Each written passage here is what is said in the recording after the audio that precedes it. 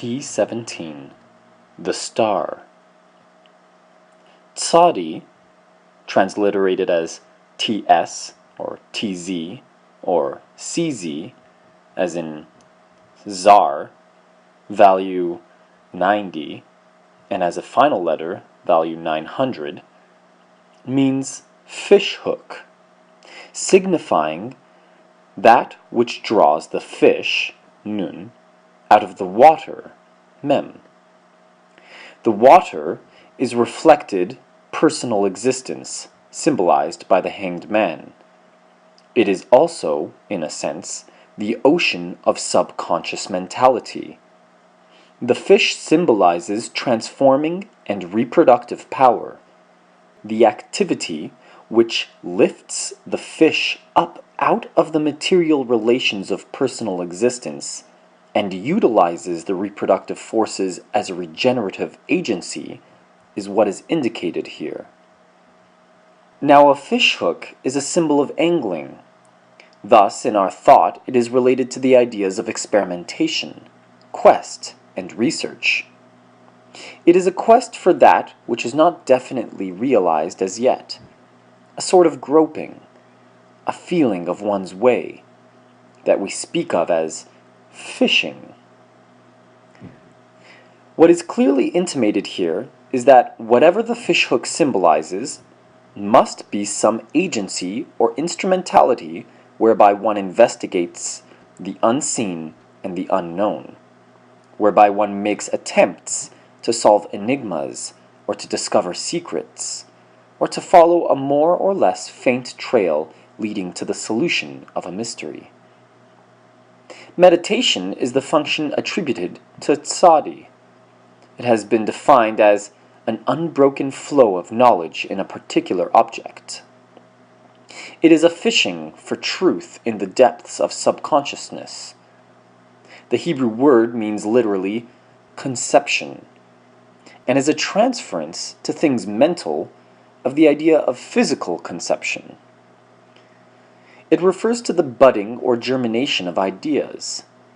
Germinal processes in both plant and animal organisms go on in darkness. They are, moreover, rudimentary. What we are considering here, therefore, has to do with the early stages of mental unfoldment, with the genesis of ideas, rather than with their full development. Practically, meditation is the only safe regenerative method, because it draws nerve force up from the reproductive centers without any actual fixation of attention on the centers themselves, and without any thought about the sex functions. South above, the direction attributed to Sadi, is the line on the cube of space joining the upper ends of the lines southwest and southeast, and forming the southern boundary of the upper face of the cube, or the upper boundary of the southern face. It combines south, key 19, the sun, with above, key 1, the magician. This is the combination of the radiant energy of the sun with the directive influence of Mercury.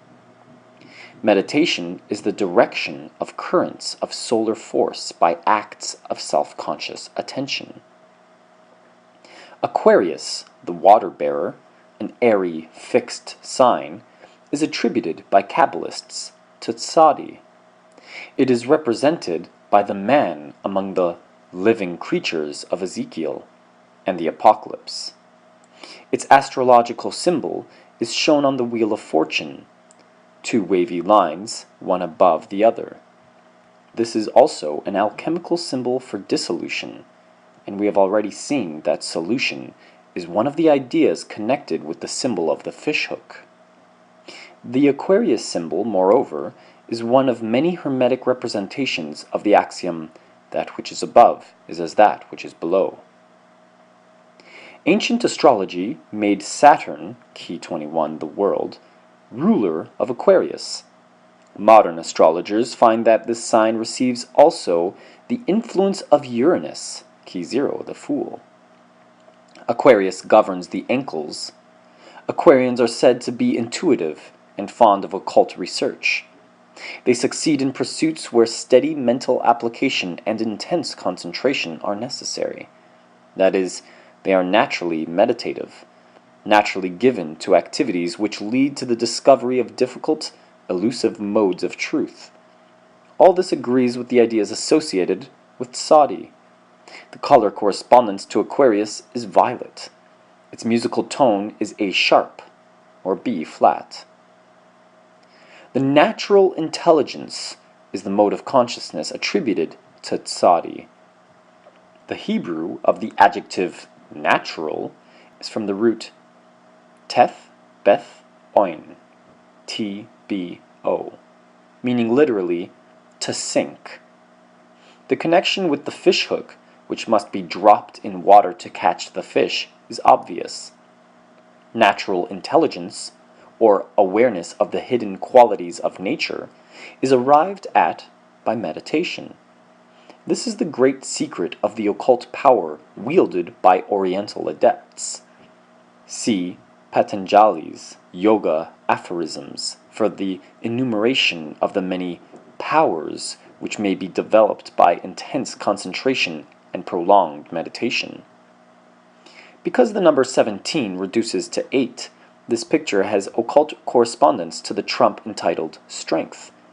It shows the method whereby knowledge of the great secret is attained. This method solves the mysteries of nature and, as the picture shows, unveils her to the enlightened seer. The great yellow star signifies the cosmic radiant energy which is sent forth from the various suns and fixed stars of the universe. It has 8 points. Thus, its geometrical construction is like that of the Wheel of Fortune, or the symbols of spirit embroidered on the dress of the fool.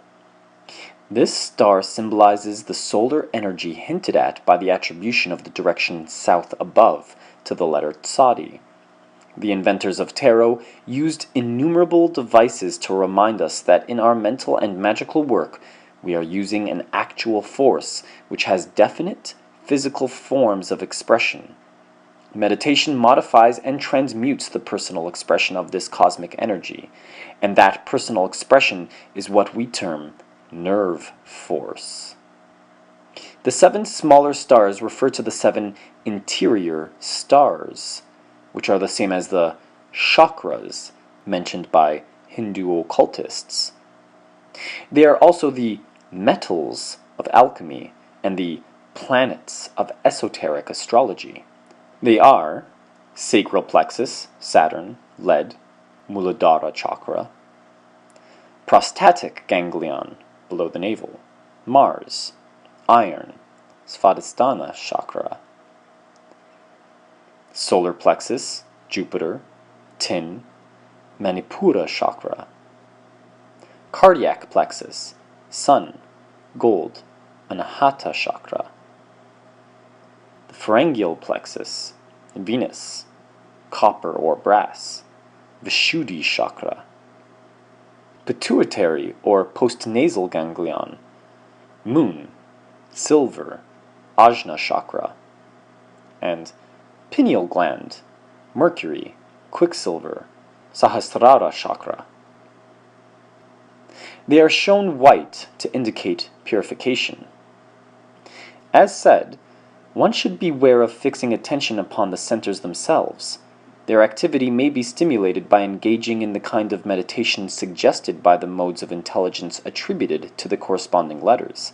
Thus, Saturn is represented in tarot by key 21 and the administrative intelligence, Mars by key 16 and the exciting intelligence, Jupiter by key 10 and the intelligence of conciliation, the Sun by key 19 and the collective intelligence, Venus by key 3 and the luminous intelligence, the Moon by key 2 and the uniting intelligence, Mercury by key 1 and the intelligence of transparency. Using the tarot keys just enumerated as centers for concentration will arouse the activity of the corresponding centers without any danger of physical congestion. Remember, this is mental angling. This outline and its explanations are only guideposts. They are intended to tell you how to make use of tarot. Yet further investigation and study must supplement what you will find in these pages. When Eliphas Levi promised the acquisition of a universal science from the tarot, he implies that the student must use the keys. You have just now been referred to Patanjali's yoga aphorisms and their enumeration of the powers to be gained from meditation. The tarot pictures are keys to the liberation of such powers by the same method. Behind their symbols are practical secrets of occultism which cannot be put into words.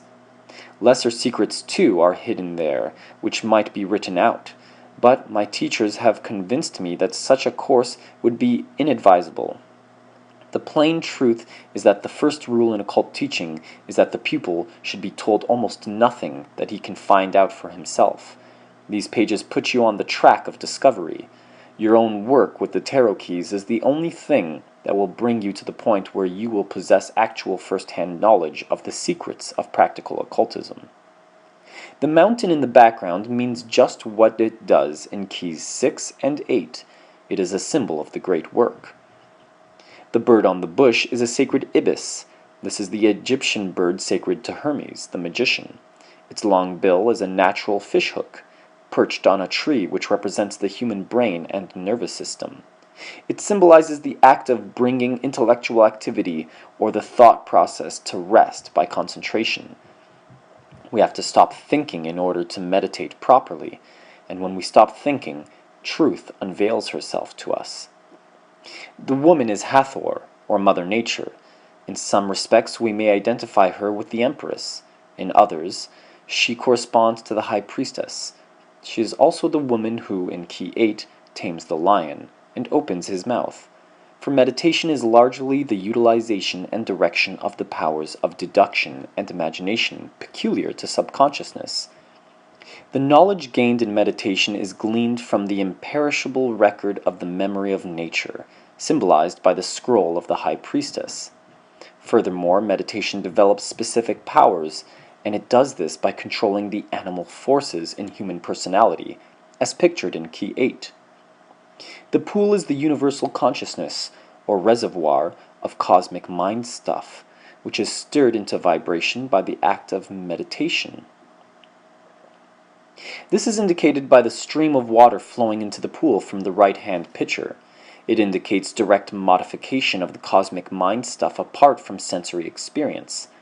The stream flowing from the other picture divides into 5 rivulets, which flow back to the pool along the ground. They indicate the fact that meditation also modifies sensation and unfolds higher and subtler types of sense experience. The left knee of the woman supporting her weight rests on earth. Her right knee, bent to form the angle of a square, is over the pool, and her right foot rests on the surface of the water. Thus the earth supports her weight, but she balances herself by water. That is, sensations derived from physical forms are the main support of meditation, but these are balanced by experience gained direct from subconsciousness. This picture shows the third stage of spiritual unfoldment. It is the calm which follows the storm, depicted by Key 16. It is a period of quest and search. The light is dim, like starlight, but these stars are distant suns. Thus it is written, quote, "When you have found the beginning of the way, the star of your soul will show its light." End quote.